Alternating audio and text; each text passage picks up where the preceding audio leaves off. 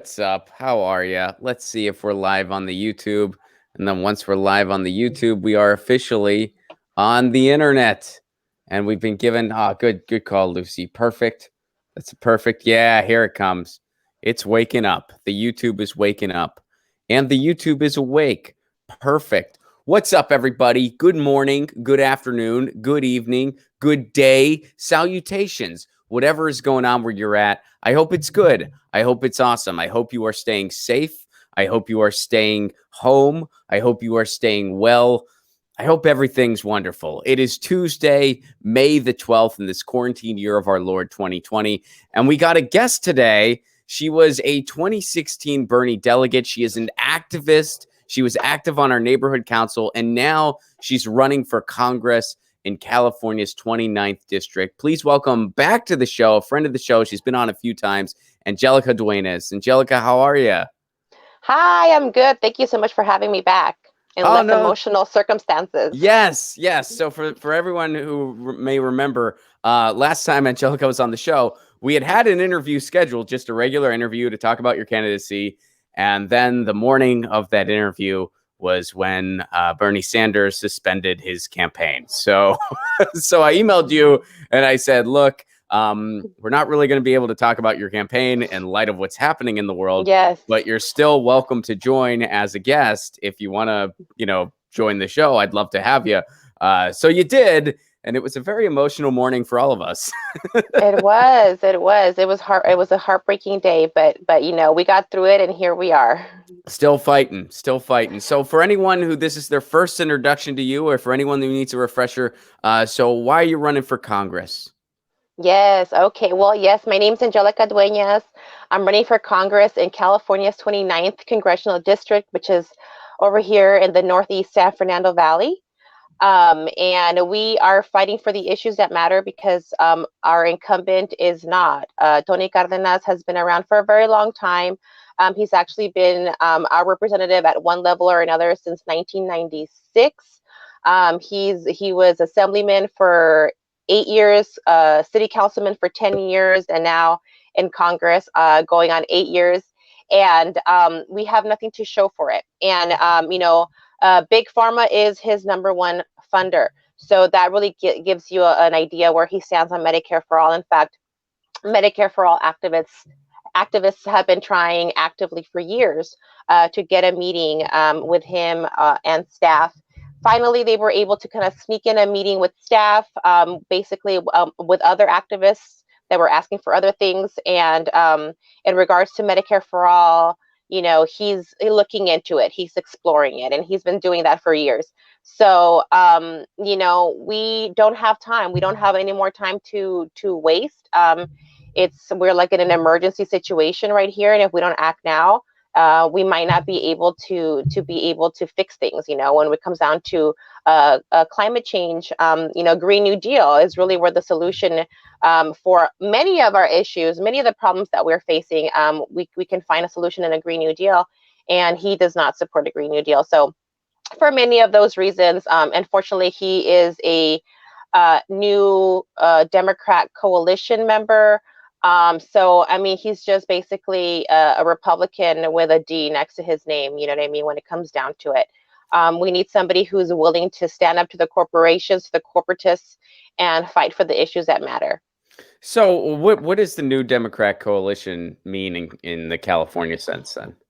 Yeah, well, this is something that came out of, like, I guess during the early 90s, and it was at a reaction to the Reagan stuff going on at that time. So it's very it was Clinton and them, right? Like it was Clinton and them. So it came from Clinton up this way, and it's basically a centrist. I mean, I guess they consider themselves centrist, but very right leaning group of a Democrat, and then they build a coalition. So they vote together. They have a PAC. They support other neoliberal types and things like that, and definitely do not support the issues that we care about: Medicare for All, a Green New Deal, defunding the industrial military complex. You know what I mean? All of the things that really matter. they're pro-choice Republicans at the end of it all, really. Yeah, I mean, I remember and my cat's going crazy this morning. She is so entitled to playtime now that Oh, she's going Lucy, nuts. yes. Yeah, Lucy's going nuts. But I mean, I remember, you remember all those early commercials for it, that you would see these years later, where it's like, yeah, this is when they truly started the ascent to the dark side. But it's like at the end of the day, when you see through, they tried to sell this electability argument, but at the end of the day, it was basically a group of Democrats said, "Hey, Wall Street, we decided we want some of your money too. And we decided it's green and we can use it. So give us a shot." And that brings us to present day. So you have run before, correct? Yes. So this is our second run. In 2018, I ran as a Green Party candidate, and we did okay, under the circumstances. But unfortunately, Lucy, okay, girl, yeah. Unfortunately, our the people are more in. They know the two-party system, right? The Republicans and Democrats. So under the circumstances, we did well, but we had to spend a lot of time explaining to folks what Green Party was and all that stuff. So 0.3% of the registered voter in our district at the time was green, and we got 6.5% of the vote. So we did pretty good under the circumstances, and there was 5 total candidates. This time around, we're running Democrat, and which made things a lot easier in regards to people understanding where you're coming from because they're familiar with it. The general public still see the Democratic Party as the party of the people who fighting for the issues such as immigration. We're 70% Latinos, with somebody in their household or in their family has some sort of undocumented status situation going on. So these are the issues that matter here. Housing matter here, and the Democratic Party still champion themselves as the party that that are fighting for those issues. So we want to let people know that that we really need to take a look at the people. What are the issues that are specifically that we're championing and that we're willing to put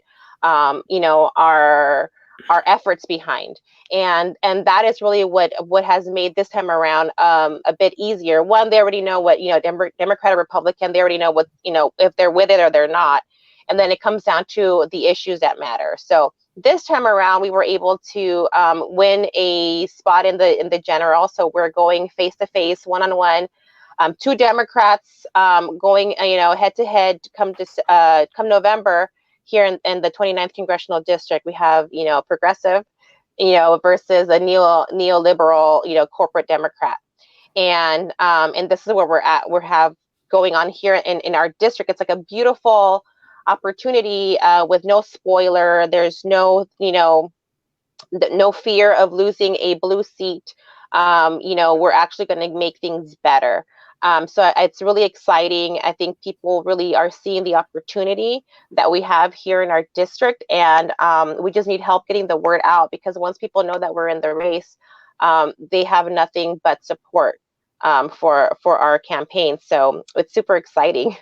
So I was going to ask you, why you decided to Dementor this time versus, last time you were green, and you kind of answered it. So is it like, was it just sort of a recognizability issue, just sort of like being able to approach people easier because it's something they're more familiar with? Like, is that pretty much the gist of it, or? That was part of it. The other part was that we knew that Bernie Sanders was going to run, and we wanted to do everything in our power to make sure that Bernie was going to win. And we were under the we were willing to do anything and everything to get Bernie Sanders elected. And I decided that running as a Democrat would really strengthen the possibilities of Bernie Sanders maybe building some sort of coalition, down ballot coalition, some sort of like an effort that could have been right. And that was just our intent, was to be able to make sure that we were able to support Bernie Sanders's run in any which way possible. And because of also being realistic, and that unfortunately, until the system changes, until we have a ranked choice voting, proportional representation type of system, electoral system, unfortunately we live in a duopoly right now, and we don't have time to waste. It's an emergency situation, so we need to utilize the tools that we have right now in order to be able to get the power to be able to make those changes. And so it's a mixture of things. It's electability. We wanted to make sure that we can get behind Bernie Sanders in every which way, and because we don't have time to waste. And I really do support the Green Party effort. I support the Movement for a People's Party. I think that we do need to strengthen the left. I honestly feel that if you're not running for office, if you're not going to hold a position within the Democratic Party, you should, go ahead and be working to strengthen those third parties. We need a third party as a realistic option on the left. Absolutely. We need to hit that 5%, whether it's with the Green Party, People's Party, whatever. We do need to make those efforts happen. And at the same time, get rid of the Electoral College and move towards proportional representation and ranked choice voting. This is like crazy that we live in this system that, that nobody else in the world has. You know what I mean? It doesn't make any sense. It's archaic. It's based on slavery, and all these racist institutions that we have in our past and that we still have today. That we need to just move forward to change it and make progress happen. And I think that right now is the time. And and until we get to that place, we need to utilize the tools that we have right now to get that power, and not forget, once we're there. You know what I mean? I think that we're that we fight for some candidates and they get to where they're at, and sometimes they start playing the game, and this is not really a game. We need to utilize the tools, and then once we're there, we need to yield our power and really build on it, and strengthen our voices instead of really molding into the tool that is the system, the Democratic Party, the Congress, the Senate, or what have you. You know what I mean? We need to make sure that we stay strong on our voice and our issues. And ideally, if it means I know Nina Turner is flirting with the People's Party over there, and if it means moving forward and building on a third party, then so be it. You know what I mean? I think that we shouldn't close the door on that. But in the meantime, we have to use the tools that we have at our disposal right now. Yeah, I mean, I totally understand that. And, someone who is running for office in the now, every grassroots candidate, yourself being one of them, you're faced with that strategic decision. How do I go about this? And, I don't envy having to make those decisions. That's why I don't run for office. But yeah, I mean, I guess I was going to ask this next. So, in the future, should there be, a viable alternative, be it Movement for a People's Party, or anything else that could come along, would you jump ship? I think that if that was the case, I mean, yeah, why not? I wouldn't close the door on it. I don't feel. I believe that we need to put people before profits and people before party. Okay, so it comes down to putting people first, and if we create an option where we can get the power behind the people, and if that means leaving the Democratic Party, if that means people leaving the Republican Party and jumping ship to a workers' party, to a people's party, I think that so be it. I think that as the sooner that we realize that the divide is not like this, but like this, you know what I mean? Yeah. That it's not left and right, it's actually top versus bottom, you know what I mean? And there's way more of us down here than there is of them up there. And I think that as soon as we come to that realization that it's not really left versus right, it's right versus wrong, that's when we're really going to be able to yield that power and be able to take our power back. So I think that a different party might be that option to be able to unify this left and right divide that we have going on, because we need to just realize that it's not a left and right thing, it's a top and bottom thing. And we at the bottom 99% are being left behind. And as soon as we can come together and really yield our power, that's really the only time when we're going to be making these changes truly happen. Yeah, I mean, My personal take at this point is that it's going to have to happen outside the Democratic Party. Like it's going, because you know, I think they're an institution that doesn't want to be quote unquote reformed. I think that this is the system we have where you have a fringe neo-fascist party and a right-wing party. And those are the options we're given. That doesn't represent the people at all. And at this point, it's like we need a new option electorally to try to really repair the people. I mean, now more than ever before, more and more people are just so tired of the Beltway that they're not identifying with either political party. They're like neither of these two, dumpster options speak for me, and I want a real alternative. And they're seeking out these alternatives, and I feel like the time is now to eventually build an infrastructure, or not, to start building that infrastructure to offer to people.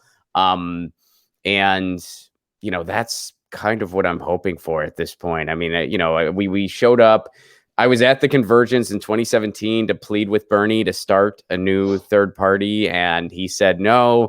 And I've seen all kinds of other people say no.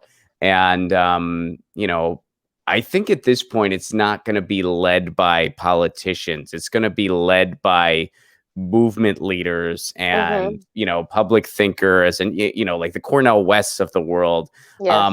or the people inside the electoral politics realm. They're going to be kind of, outsiders that are doing different things, like a Nina Turner, who's talking to peoples now. I think that's how it's going to happen. And then I would love to see the roster of grassroots candidates, who you are among, to kind of also be part of that shift. But that's a lot of organization that needs to happen in the interim. Absolutely. It's a lot of work, but like you said, I think people are really seeing that both parties, are not representative of the people. When I turned 18, I actually I was an independent. I was an independent from 2001 all the way to 2016. Like I was an independent. I went Democrat for Bernie, and went green for a bit, now back to being Democrat. It's not about party, as far as the people that I know and that we're working with. It's about the issues that matter, and being strategic and utilizing the tools that we have right now. There's many people who have ran within seats within the Democratic Party, whether it's with assembly district delegates, county committee members, for the county parties to try and do the inside, changes within the inside. But I think that it's also important to note that there's also people working really hard on the outside to try and build out, either strengthening the Green Party, strengthening the Movement for the People's Party.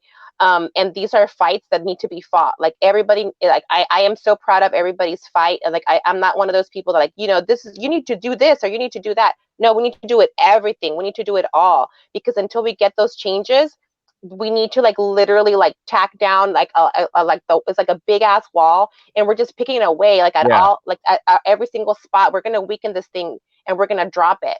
You know what I mean? But we all need to be fighting our fights, and I think that all of our fights are noble, and I'm very proud of what everybody's doing.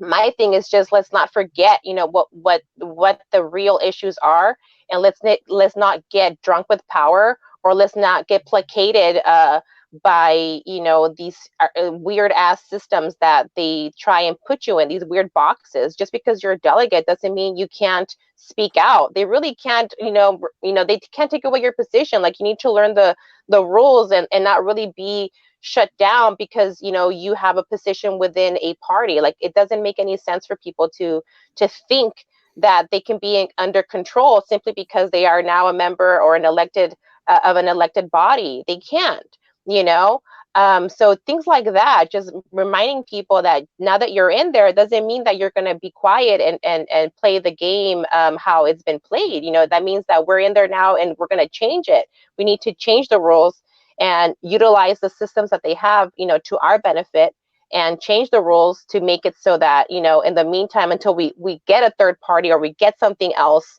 outside of the Democratic Party, for example, that, we're holding these people accountable, and that we're not letting them be comfortable. You know what I mean? We're just not going to let them be comfortable. We shouldn't do that. You know what I mean? I think that the reason why things have gotten as bad as they have gotten is that people have been complacent. And I think that that's the thing that we need to remember, is that, we can't let them get comfortable. Like, no justice, no peace. Like, we need to live it. You know what I mean? We need to just let them know that until we get to where we need to be, we're not going to let it go. And this is like at all levels. I think locally, at the state level, federal, everybody, like at every seat, we need to be challenging these, worthless representatives, and we need to be challenging these really shitty systems that, the Democratic Party has become within itself, within its system of supporting the corporations, the corporatists, the elite, not fighting for the people. We see it here in these recent stimulus packages where, nobody stood down on, these disgusting wealth transfers that just happened, that I don't think people really realize just how horrific of a move that was. Like, I don't think people get it, because if they did, I mean, how I is it that people are not guarantee rising people up? don't get it. I guarantee people don't get it. If everybody in this country realized that, okay, here's what your federal government did. They gave a bunch of money to the banks, trillions, mind you, and Trillions. said, "Hey, you'll give this to people, right?" And the banks were like, "Maybe if Yeah. we feel like Yeah. it." And the government was like, "Good enough for us. We're going to go on vacation." That's Yes. literally what happens. That is Yes. what happened. And And this when is you like look the at other fourth time that they've done it. It's like crazy. it's unbelievable. And it's Republicans and Democrats working together. That's what bipartisanship means, by the way. We're always, they teach us to celebrate bipartisanship. Mm-hmm. You know what bipartisanship really means in our contemporary politics? It means, oh no, Angelica just left. It means, where did Angelica go? It means that the Republicans have a terrible idea and Democrats are going to help them sell it. But we just lost Angelica. Lucy, that wasn't you, was it? You didn't hit something, did you? Her tail's wagging. I can't be sure. Here, Angelica's trying to come back. Here, let's see if we get her back here. There she is. All right. Hi, you're back. I Bipartisanship. wasn't sure if, yeah, bipartisanship. No, I was just saying bipartisanship is code for the Republicans have a terrible idea. Democrats are going to help them sell it, which Yeah, is exactly. exactly what happened in this Yeah. stimulus. And, Mm-hmm. I'm at the point too where, like, if I found out tomorrow that there was actually a ministry of Twitter in our electoral political system where it was just like, you guys are in charge of tweeting nice things that a lot of people are going to agree with and retweet, but we're not actually going to ever do anything about, I wouldn't be shocked. I wouldn't be shocked if that was the reality. And that's why when I see, when I see people being like, we need this, pass it on, I'm like, you know what, put that in a policy bill. Don't just Yeah. tweet it out, because I'm tired of it. It's like you're Mm-hmm. tweeting things. Are you actually fighting for this? Because at this point, Mm-hmm. it's been 4. It has been 4, and they've literally just transferred wealth to the That's banks. all. That's all. We haven't gotten anything. We don't have a guaranteed monthly benefit. Nothing. We have nothing. The people have nothing to look forward to, as far as knowing that we're going to be able to survive. Up until a couple of weeks ago, my husband had been laid off for 7 weeks or so. We hadn't gotten his unemployment. We hadn't gotten the stimulus pack, check, nothing. And we were like, what are we gonna do? We were just able to make, squeak by. Thankfully it came through, but if my husband's not able to go back to work, if we're not able to get income going again, like, what's gonna happen? Like, this money, we are on our credit cards. I think the credit cards are probably making a killing. You know Oh what I yeah. mean? Like, it's disgusting. It's a major wealth transfer that people just don't get it. Like, us going on our credit cards, um, people having to get payday loans, all these disgusting things that we're getting pushed to. People are just I don't understand. Like, they don't get, like, the government asked us to stay home, to shut down businesses, to, hunker down at your house. So we're doing our American duty. Like, we're doing our civic duty. Like, this is like jury duty to the max, right? Like, we are being asked, this is what we need to do in order to prevent the virus from spreading. We're doing what's necessary. And now they need to take care of us. They need to ensure that we're going to be taken care of. With all this money that they just gave away to these mega corporations, they could have frozen the mortgages. They could have frozen or canceled rents, canceled mortgages, canceled utilities. And at the end of it all, businesses would have actually benefited from, everybody would have benefited from in an umbrella type way, versus now that this trickle down economic bullshit that, you have landlords expecting their money, shaking down people, even though there's like these moratoriums in place. They don't care. You know what I mean? It's so unequal. It's so unequal. It's all a nightmare. And on top of that, like, people with kids, we still have to like figure out how to make sure that they're doing their schoolwork. And we're super stressed out on all this stuff. Like, we don't know where our food's gonna come from next. Are we gonna have enough this? Are we gonna have enough that? It's crazy. And these people, Congress is getting paid like $14,500 a month, right? Guaranteed income. What do they care? What do they care? Yeah. My congressman, or my opponent, incumbent Tony Cardenas, has his 14,000 plus a month salary. On top of that, he was a city councilman, so he has his retirement, his pension from the city. On top of that, another $5,000 or so. On top of that, he pays his wife $4,400 a month to manage his social media. They have 20-something $1,000 guaranteed income coming into that household that we know of. So, I mean, those are the people who are representing us. This is why they are not acting on our behalf, because they're not being affected by all these things. And on top of that, they're getting the stimulus checks on top of that too. I didn't even think about that until now. It's disgusting. These people, what do they care? And this is why we need working class people in office, and we need term limits. You know what I mean? Eventually you become not working class because you're in there for long enough. You become not working class. So we need to make sure that we keep this thing moving, and that we are having young voices that with new ideas to make these solutions happen. Because having people in power for 30 plus years obviously has gotten us nowhere but like Shitsville, and the people have nothing to show for it but just chaos. And now with this pandemic, it's clear to see that we have been left behind all this time. If we had Medicare for all in place, if we had these systems in place, we would have been able to handle this pandemic a whole lot better. But now here we are in an emergency situation, and our representatives are nowhere to be found. Actually, Tony has missed 100% of all the votes since April. So, Wow. and he's Wow. still getting paid. Imagine 100%. 100%. If you miss 100% of work, are you still getting paid? Hell no, you're not. Hell no, you're not. That's where we're at. So when you go around, which obviously you're not going door to door right now, that's not possible. You're doing everything online. But, when you speak to people in the neighborhood, which I guess that's now a virtual effort, is there some frustration with him? Well, the interesting thing about we've talked to while we were canvassing beforehand, my previous campaign and this time around for the primary.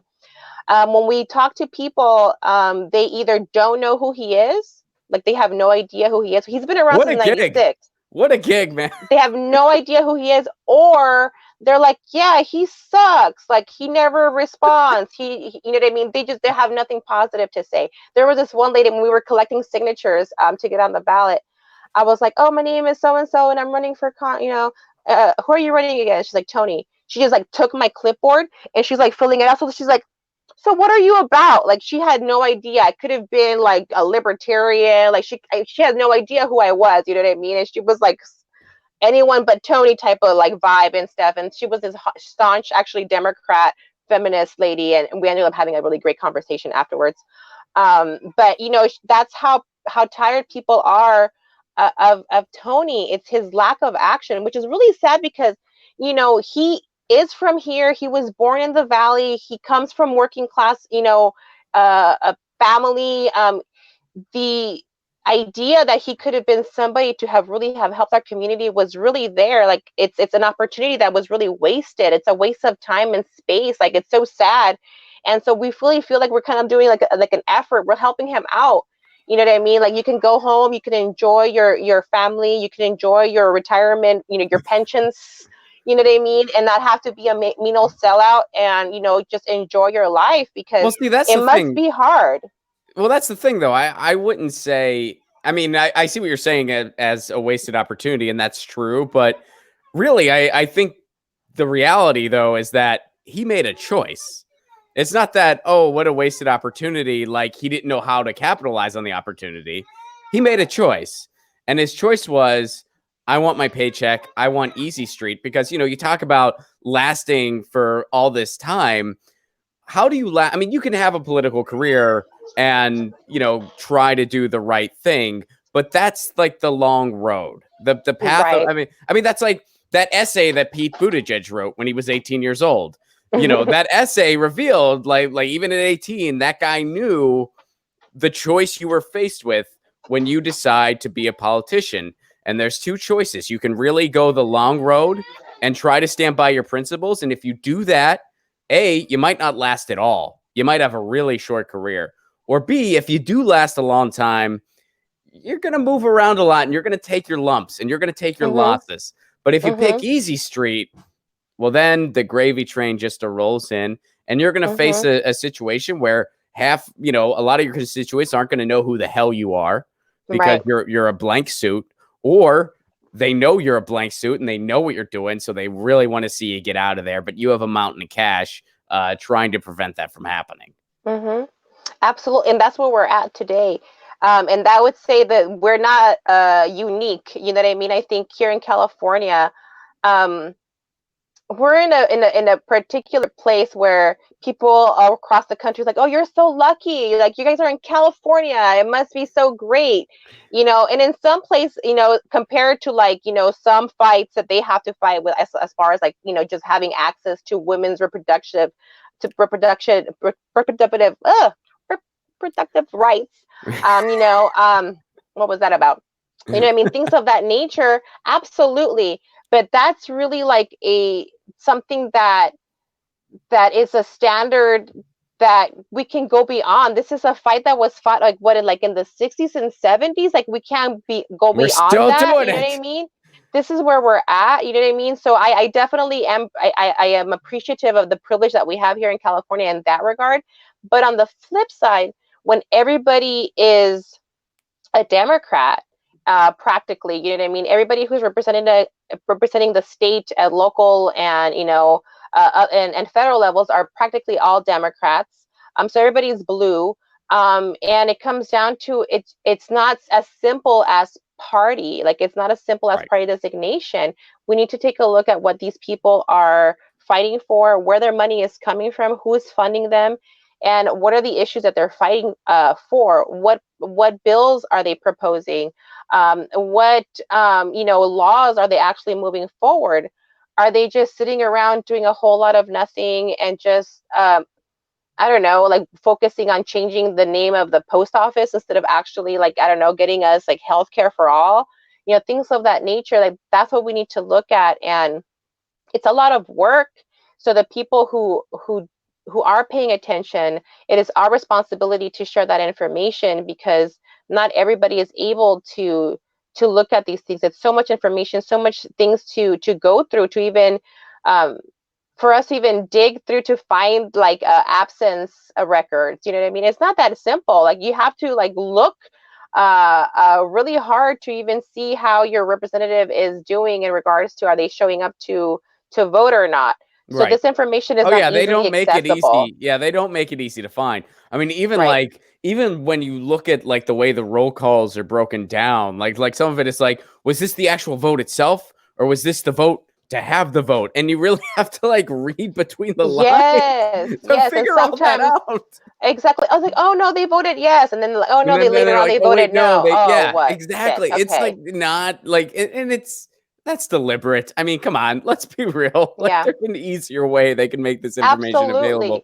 They And I choose think that not that's to. another thing that we should move towards is making these bills and be cleaner. Like, how is it that you're going to be mixing the people's benefits with like these, like the mega business, blanket bailouts that just happened? That's unfair. That's like holding the people hostage, right? For in order to prevent these mega corporations from going under, which they weren't even going under. It was more like, oh, we're gonna make less profit. You know what I mean? Yeah. Like, it's sick. Like, these people don't even need the money. Like, you have the airlines that were like, oh, well, if you're gonna put all these rules on us and we don't want it, then why are you asking for it? Like, that is crazy. Yeah, So I they were think that, literally like, "Hey, we don't have as much money as we would like," and I mean, it was just so funny. I think I tweeted it out like as it was happening, where it's like people all across the country are like, "We're literally going hungry. We don't," and it's not because like we're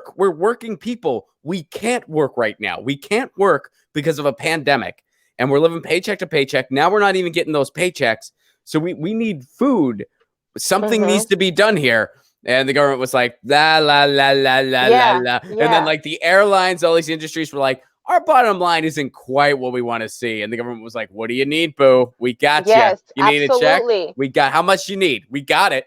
We'll just, I mean, and there was that one point where, like, that guy, they asked, like, how did you transfer, like, all the money, basically? And he pretty much said, oh, we just moved the decimal point. Like pretty much admitted to yeah, like this is just how the currency works, and we could totally Yeah. use this.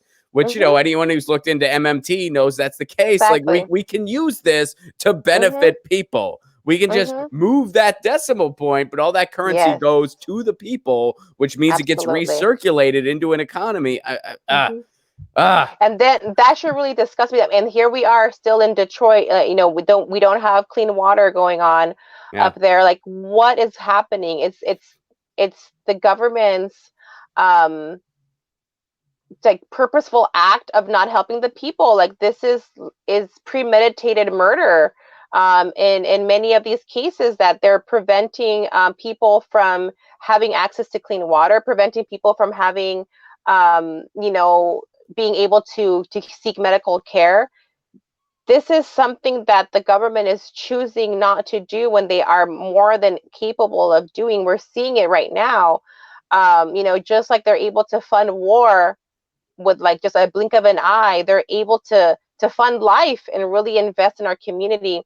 And as like I said, the sooner people realize that the divide is not left versus right, is top versus bottom, that's when we're going to be able to make changes happen. And I really hope that we can get a general strike going, because that's the only way we're going to be able to make these changes into reality. We need to make sure that they know that we can come together and demand these things. And I love that we're seeing a whole lot more people who are uh, protesting in front of elected officials' homes.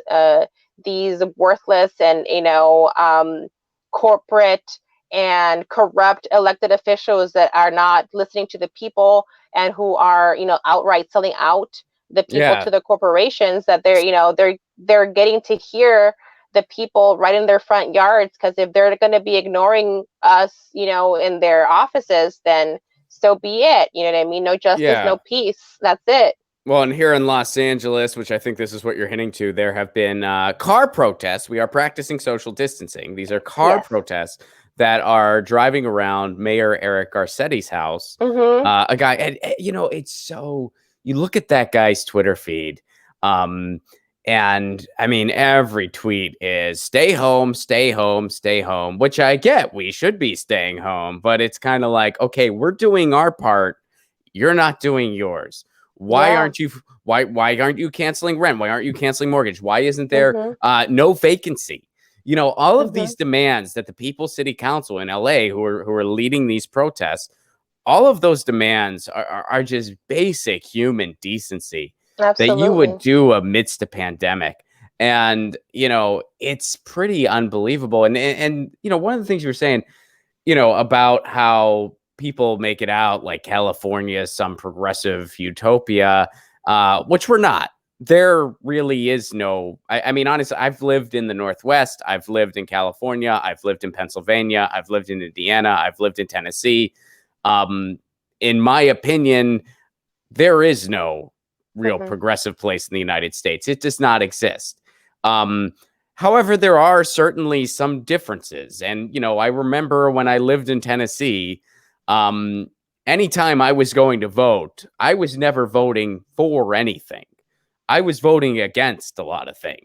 I was showing up saying, we got to vote to make sure women's rights aren't sent back 30 years because of this horrible amendment that's going to make, obtaining birth control so much more difficult. And these horrible, horrible ordinances would pass by these slim margins because, I lived in Nashville, which, is a relatively progressive city, especially compared to the rest of the state, where we would overwhelmingly vote against this stuff, but then it would just narrowly pass the state by a thin margin. And so now this is imposed by us too. Stuff like that doesn't happen in, a Seattle, Washington, or a Los Angeles, California. Stuff like that doesn't happen. That's true. So there is a difference. But on the same note, it's like we weren't able to get a public bank. Now there's an ordinance that we're actually going to start to. So that movement's still moving forward, which is great. I hope that it turns into a reality here in Los Angeles. If we can lead the way, that would be amazing. Yeah, and that's the thing, and that's the cool thing about movements. It didn't succeed the first time on the ballot, but they kept moving forward. Now, that one piece of legislation passed that we are going to be able to get some public banks. We weren't able to get extensive rent control. That also failed on the ballot. We weren't, single payer was stabbed in the back by Anthony Rendon. So it's like, but you think about a Democrat, but you think if California led on all these things, that's not just going to benefit California. That's going to benefit the rest of the country because a bunch of heads are going to turn and they're going to be like, what do they have? And that's how real change happens. That's why it's important, that we do separate the establishment from the progressives because there is a huge difference. Absolutely. And I think right now, too, with the post office being in danger, I think it's the perfect timing. And I was reading it. I didn't get to read the article, but, Bernie's idea that he had proposed a while back in regards to making the post offices be, public banks, a public, banking institution. And I think that would be the perfect way to go, and that would strengthen everything in regards to the U.S. Postal Service and our ability to be able to fund small businesses again. I mean, the things that with this stimulus thing, like, oh my God, like just the repercussions are going to be felt for years.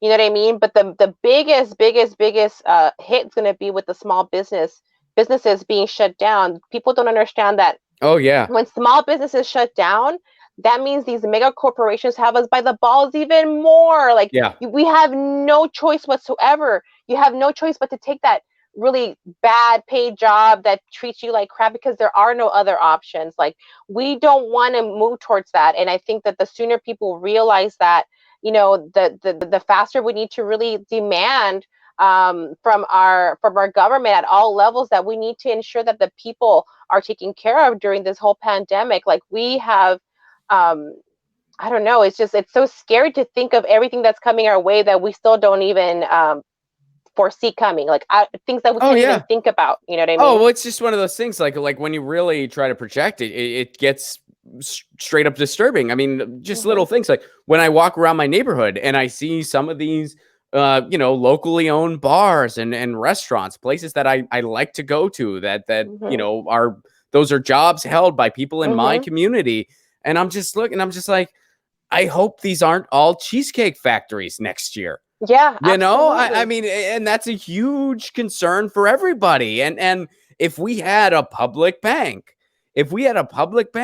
all of those interest payments and all of those things that most people are paying to a Wells Fargo or whatever bank that they have to use because there's no other alternative, in a lot of cases, all of that money could be reinvested in our community to save the small businesses that employ us and that we all know and love. And Mm-hmm. yeah, I mean, it just seems like such a no-brainer. Absolutely. That's And I why the think right ones that are now, there, they last. That's why, you know, North yeah. Dakota, they've had theirs for over 100 years because they know what a public bank can do for a community. So, Mm-hmm. so where can people learn more about you? Yes, so if you take a look at our website, angelica4congress.com, it's Angelica the number 4 congress.com. You can go in there, take a look at our profile, at our platform rather, which is a complete platform.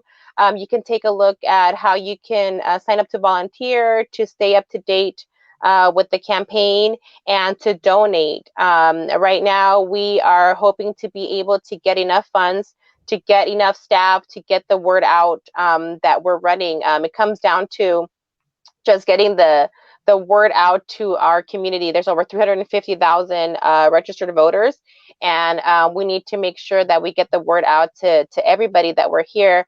As soon as that people hear that there's an option to Tony, they get behind us. So the main thing is just getting the word out. So if you guys live in the San Fernando Valley, please tell everybody that you know that we're running. If you are able to spare some change, please donate, become a monthly donor. We can do so much with so little. And, you know, just remember that the fight continues. I know that it was hard when Bernie Sanders suspended his campaign. And right now we're in the midst of everything what's going to happen next. If, you know, we're going to be able to have a fighting chance against Donald Trump, you know what I mean? We still don't know. I don't know if Joe Biden's going to be the nominee or not. But that's really up to the Democratic Party. But in the meantime, the fight for the issues that matter, those continue. And I want you to, I want to encourage everybody to support local candidates that are fighting for the issues that matter: Medicare for all, the Green New Deal, affordable housing as a human right, tuition-free higher education, and things that really matter to the people, and to make those efforts amplified, and that we can't do it alone, that we're fighting here for you, but we need your help. So if you're able to, please join a local campaign and be part of the fight.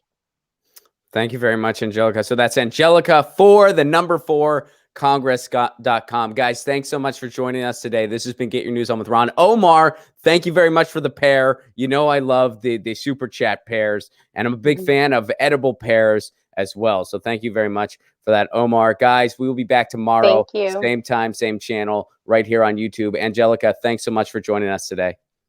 Thank you. Bye. Peace.